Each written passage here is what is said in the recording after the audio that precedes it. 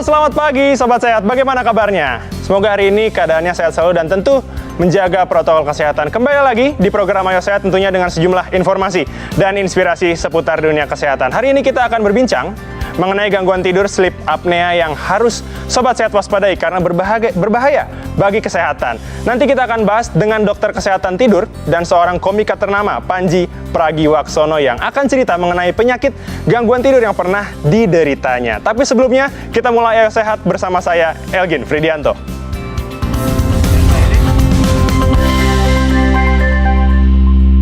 Sobat Sehat pernah dengar penyakit sleep apnea? Betul, gangguan tidur yang membuat nafas penderitanya berhenti secara singkat selama beberapa kali saat tidur.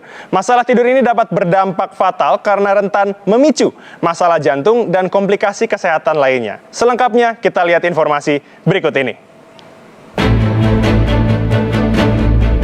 Sobat Sehat, ketika tidur ada kalanya seseorang susah bernapas selama beberapa saat karena ada lendir di tenggorokan atau sedang flu. Namun berbeda bagi penderita sleep apnea.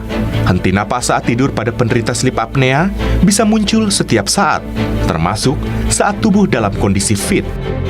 Namun tidak semua kondisi henti napas saat tidur bisa disebut sleep apnea.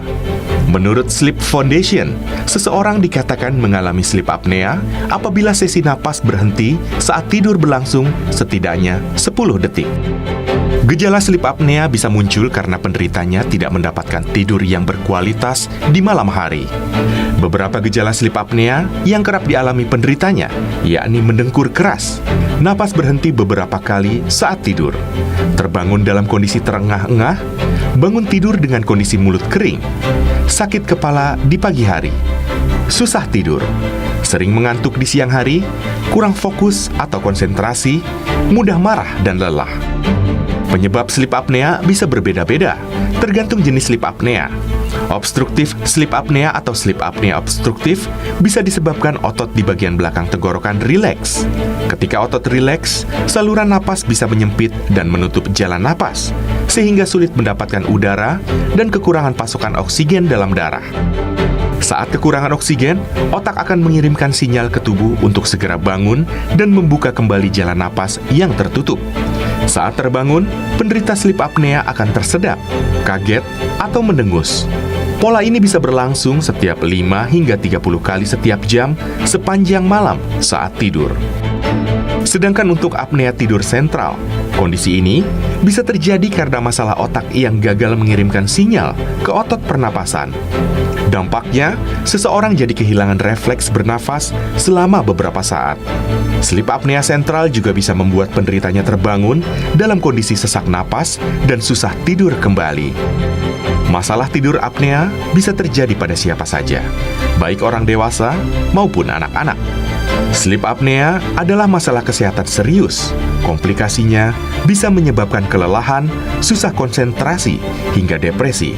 Masalah tidur ini bisa juga memicu tekanan darah tinggi, masalah jantung, penyakit diabetes tipe 2, dan sindrom metabolik.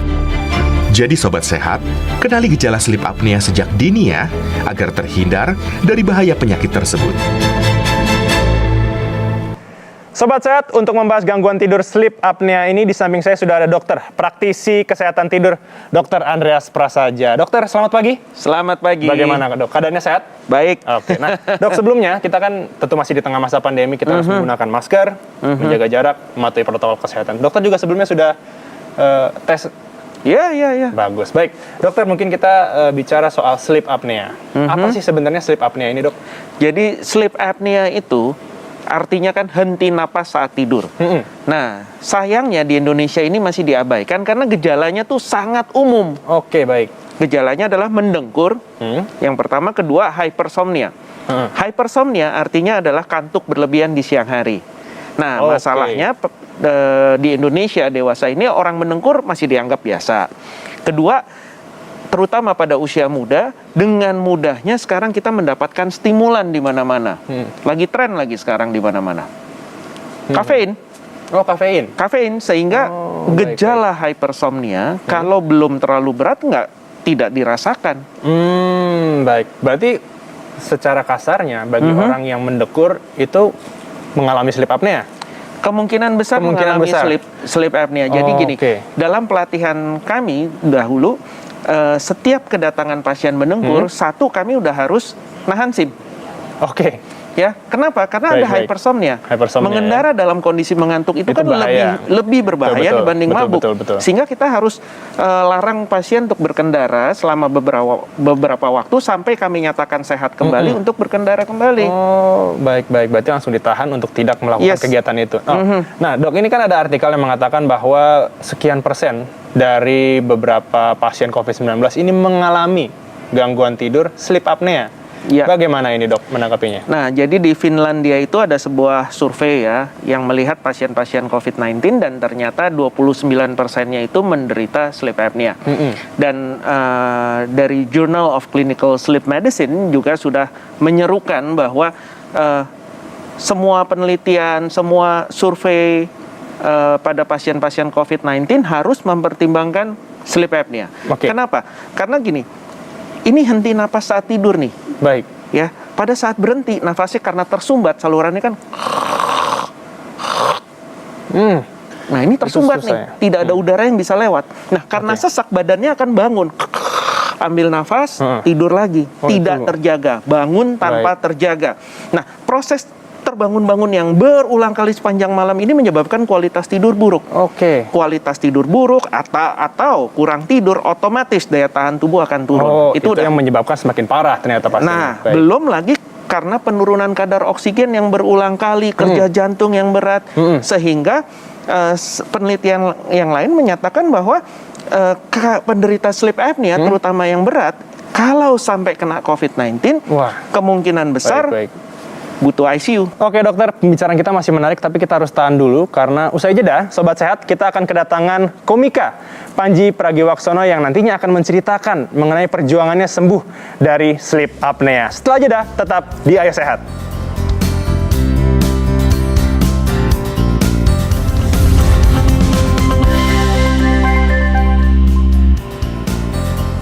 Kembali lagi di Ayo Sehat, kita sudah kedatangan tamu luar biasa. Selamat pagi, Mas Panji Pragiwaksono. Saya tamu luar biasanya. Oh iya dong, pasti. Saya sangka beliau. Sama. Saya mah tamu biasa kan, saya sering di TV ini. Nggak apa-apa, Mas Oh, Panji. iya. Justru bisa menceritakan, bisa berbagi pengalaman, itu Iya. kan sesuatu hal yang luar biasa. Sobat Sehat, berikut cerita Panji Pragiwaksono menghilangkan gangguan sleep apnea. Kita simak berikut ini. Yang gue alami itu namanya sleep apnea. Sleep apnea adalah ngorok sampai tahap dimana nafasnya berhenti. Dan dari yang gue baca, ini tuh nakutin. Bisa sampai punya resiko terhadap jantung. Jadi kalau misalnya lu berhenti nafas, jantung lu kerja ekstra keras. Dan itu jadi nggak wajar. Dan bukan cuma itu, kadar oksigen yang masuk ke otak juga kurang. Makanya besok paginya selalu lemes. Dan itu mempengaruhi sama metabolisme tubuh. Sebanyak-banyaknya gue olahraga dan jaga makan, ternyata nggak kurus-kurus. Jadi tidur tuh sebenarnya sangat krusial dan ngaruh ke banyak faktor. Inilah dia kamar yang akan saya tiduri selama 1 malam. Di kamar ini nanti sebelum tidur akan kayak dipasangin nggak tahu apa, tempel-tempelin untuk meriksa.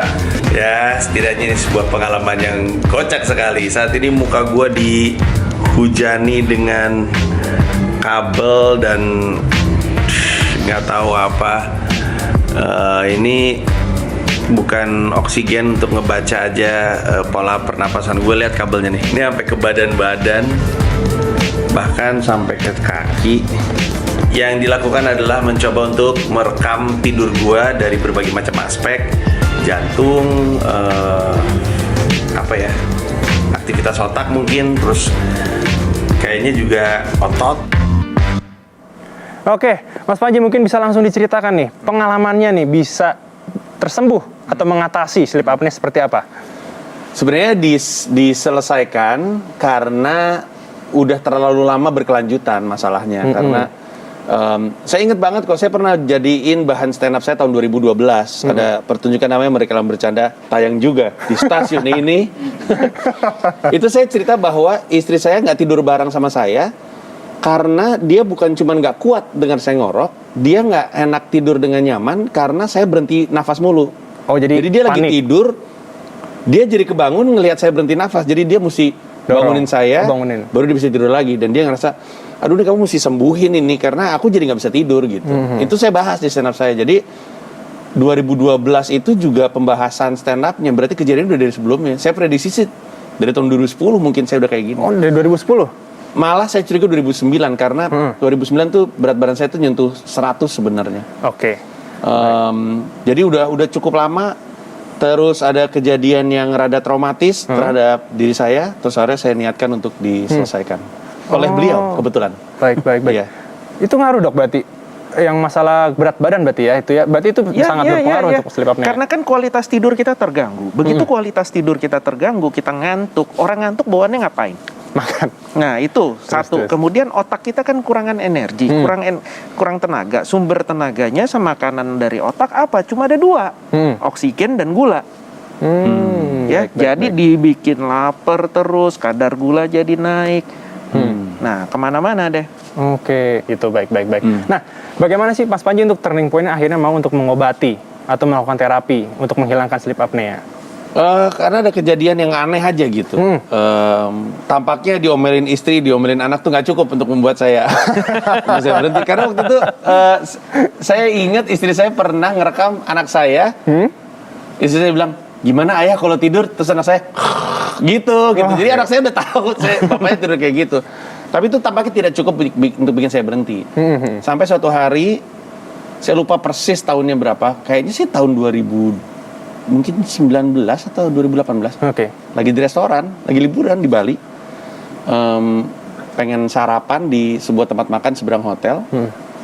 Terus waktu itu tuh rasanya cuman kenapa aus banget ya gitu. Cuman gitu doang. Tapi nggak pusing nggak apa. Pesan makanan datang. Terus saya baru mau ngomong, aneh banget makanannya kok bentuknya kayak gini. Tiba-tiba ser langsung. Suara tuh kayak tiba-tiba budak itu gitu, terus tiba-tiba gelap gitu. Waduh. Terus nggak inget apa-apa aja. Itu gelap. Kenapa itu? Pingsan aja. Tapi matanya kebuka. Jadi matanya kebuka, tapi nggak bisa ngelihat. Badannya jatuh, di stop sama istri. Terus istri saya bingung. Dia nggak tahu apa mesti. Dia panik. Anak saya yang laki-laki justru yang jalan. Terus dia bisik, ayah bangun. Terus yang saya ingat, saya dengar ada yang manggil. Terus tiba-tiba terang aja, zep gitu. Terus basah keringetan. Oh, baik. Terus saya nanya, apa yang terjadi? Istri saya bilang, kamu barusan pingsan sekitar 10-15 detik gitu. Terus kayak gitu, anak saya yang manggil, manajer restorannya, ngasih tahu kalau saya pingsan. Terus dikasih air minum dan segala macamnya. Terus habis itu ke rumah sakit. Pas di rumah sakit ternyata, saya bukan mau ngomong hanya ya, tapi maksudnya ternyata demam berdarah. Padahal saya udah pernah demam berdarah sebelumnya dan nggak pernah kayak gitu, nggak pernah sampai pingsan. Oh, baik. Jadi saya pikir kayaknya ada yang salah nih, emang mesti diperbaiki. Jadi saya mulai mengubah gaya hidup itu. Oke. Dokter, berarti ini apa ini? Berarti komplikasi berarti ya istilahnya? Ya, memang ada demam berdarahnya. Tapi sekali lagi, begitu tidur terganggu, penyebabnya apapun penyakit tidur kan banyak sekali. Lah, daya tahan tubuhnya buruk, kondisi mengalami penurunan kadar trombosit dan lain sebagainya juga akan lebih parah karena oksigenasi selama tidurnya aja udah terganggu. Oh, jadi tidak maksimal oksigen yang masuk ke dalam tubuh berarti. Baik, kalau seandainya faktor dari bawaan keluarga itu ada nggak sih dok? Jadi gini, kalau kita baca jurnal ini kan kebanyakan dilakukan penelitian oleh Caucasian, orang Eropa. Penyebab utama dari sleep apnea adalah kegemukan. Baik. Ya, tetapi tidak demikian bagi kita orang Asia. Orang Asia, rahang kita kecil, sempit, leher kita pendek, sehingga tidak perlu gemuk untuk menderita sleep apnea. Ya, rata-rata justru keturunan. Oh, rata-rata justru keturunan. Justru keturunan, bentuk rahang, saluran nafas dan lain sebagainya. Tinggal munculnya usia berapa dan seberapa parah. Ya kan? Karena apa? Dengan bertambahnya usia, tambah lembek saluran nafasnya, belum lagi tambah gemuk, belum lagi gaya hidup seperti merokok, alkohol, itu semua akan memperburuk. Itu faktor yang memperburuk. Baik. Dokter, berarti sleep apnea ini banyak nih yang harus dibicarakan lagi, tapi kita lanjutkan usai jeda. Sobat Sehat, jangan beranjak dulu, tetap di Ayo Sehat usai jeda.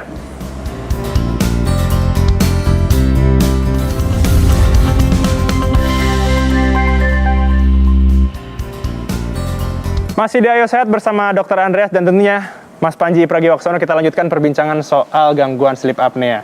Mas Panji, ini tadi kita sudah melihat bahwa pengobatannya ditempel, terus di kepala kebanyakan ya, di kaki juga ada. Itu kira-kira berapa lama? Dan mungkin bisa diceritakan itu seperti apa sih? Itu tepatnya pemeriksaan sih ketimbang pengobatan. Jadi waktu pertama kali ketemu sama dokter Andreas, dianjurkan untuk tidur di sleep lab namanya. Sleep lab. Tapi sebenarnya sleep lab saya pikir tuh laboratorium beneran. Jadi kayak ada kayak kaca, terus orang-orang pada Nyatet semua gitu ya. itu. Kayak 50 Cent di lagu In The Club gitu. Wah. Ternyata sleep lab itu sebenarnya kamar tidur aja, tapi Cuma disediain dikhususkan alat untuk ya? pemeriksaan itu. Nah, jadi ditempelkan banyak kabel ioda atau apa gitu. Kelihatannya sih untuk ada rekam jejak jantung, otak, aktivitas otak gitu-gitu ya. Dan semuanya. Dan waktu saya foto, orang pada kaget. Ini kenapa sih Panji, kenapa? Ternyata mereka tahu saya selama ini ternyata robot. Saya udah curiga tuh Panji tuh. Dia lucu banget, dia robot di programnya. Terus itu sebenarnya diperiksa apa yang terjadi dengan saya.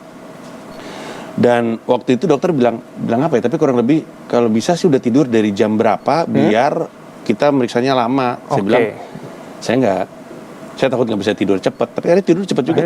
Tidur cepat. Tapi waktu itu yang ngobatin dokter Andreas?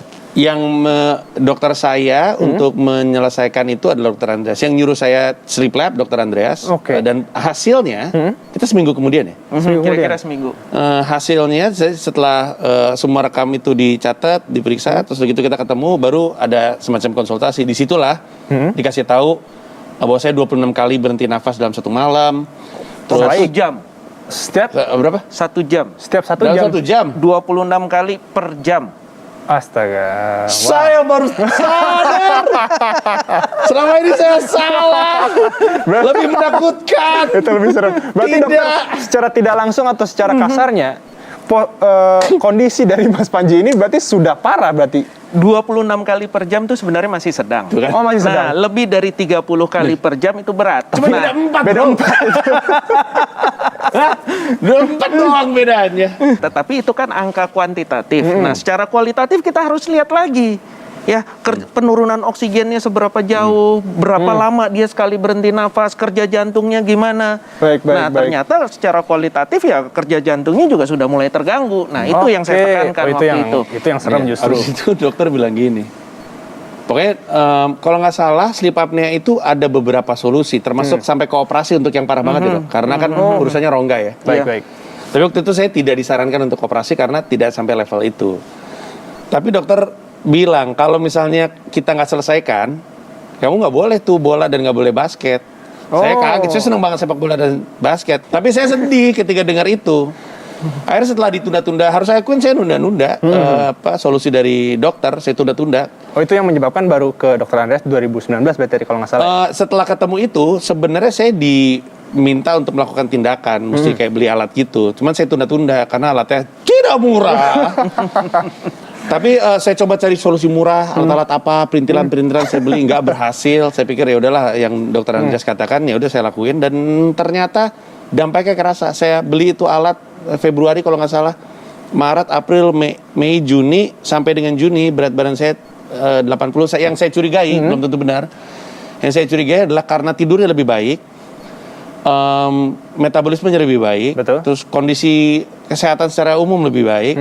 Ditambah dengan saya kan plant based juga, tapi plant based longgar ya, jadi saya bukan plant based yang ketat banget. Saya nggak diajak nongkrong sama teman saya, jangan ajak Panji, makanya susah gitu. Jadi, tapi saya dalam 1 tahun saya ingat berapa kali saya makan daging dalam 1 tahun, nggak nyampe 20 hari saya makan daging dalam 1 tahun, dan itu membuat badan saya nggak gampang ngilu-ngilu sendi-sendinya setelah berolahraga, jadi lebih sering olahraga. Dan karena plant based, artinya makanannya saya pikirin, terus olahraganya jadi lebih rutin, tidurnya jauh lebih baik. Lama-lama tuh secara kolektif tuh berdampak. Dan waktu itu saya rada obsesif sama larinya, karena PSBB bikin saya nggak bisa sepak bola dan basket gitu. Dan akhirnya turun. Saya mengatribusi ini tuh salah satunya adalah karena sleep apnea-nya hilang. Nah, Mas Panji, dokter, ini juga gini ada perbedaan nih. Mas Panji Ya ampun. dari yang obesitas sekarang ini sudah sembuh. Bener tuh yang kanan.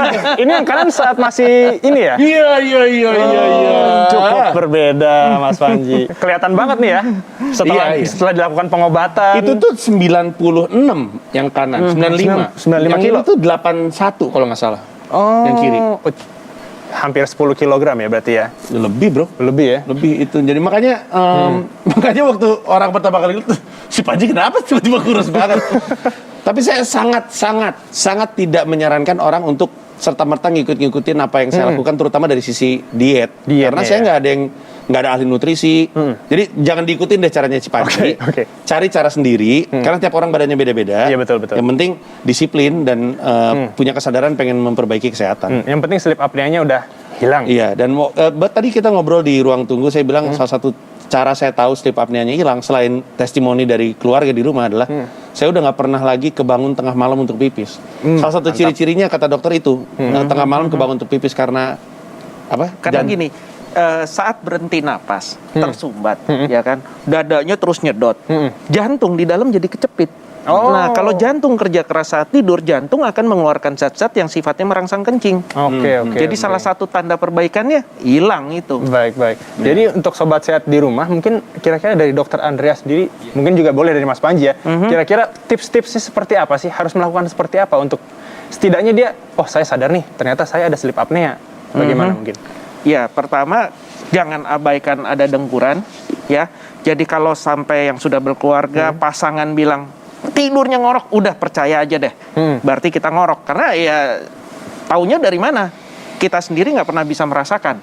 Ya kan. Kedua, kalau sudah mulai bangun rasanya kok nggak bisa fresh, padahal tidurnya udah cukup, siang juga perlu kafein berlebih gitu kan. Nah, ini udah tanda-tanda sebaiknya diperiksakan. Apalagi kalau sudah mulai ada tekanan darahnya naik, kadar gula darah naik, kolesterol sudah mulai naik. Nah, ini udah indikasi. Baik. Monggo dari Mas Panji mungkin. Sama sih rasanya, orang tuh mikir ngorok itu adalah tanda menua gitu. Padahal anak kecil juga bisa. Iya, betul, anak kecil juga Anak bisa. kecil juga Dan bisa.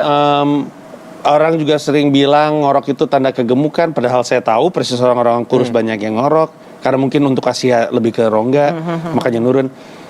Makanya kalau ada ngorok, sebaiknya sih tidak dianggap remeh. Apalagi kalau emang teman-teman sadar tengah malam suka kebangun untuk buang air kecil. Karena itu salah satu indikasi. Nah, saya usul kalau mau selesaikan oleh dokternya yang paham gitu. Baik, berarti bisa langsung menghubungi dokter. Iya, dokter sleeping disorder, istilahnya apa sih? Sleeping disorder ya. Gangguan tidur, dokter gangguan tidur. Mungkin nggak terlalu banyak, tapi ada kan harusnya di Indonesia. Ada. Diperiksakan dulu aja, habis itu dengar kata dokternya dan nurut, jangan kayak saya ngeyel. Tapi akhirnya kan sembuh. Akhirnya saya kapok dan saya nurut sama dokter Andreas. Oke. Mas Panji, terima kasih. Sama-sama. Tentu untuk informasinya, dokter Andreas, terima kasih untuk informasinya. Terima kasih. Usai sudah perjumpaan kita di program Ayo Sehat hari ini, tetap saksikan program Ayo Sehat setiap hari Senin hingga hari Jumat hanya di Kompas TV, independen, terpercaya. Saya Agin Fridianto. Dokter Andreas bersama Mas Panji Pragiwaksono pamit undur diri, tetap jaga protokol kesehatan dan tetap jaga kesehatan. Sampai jumpa.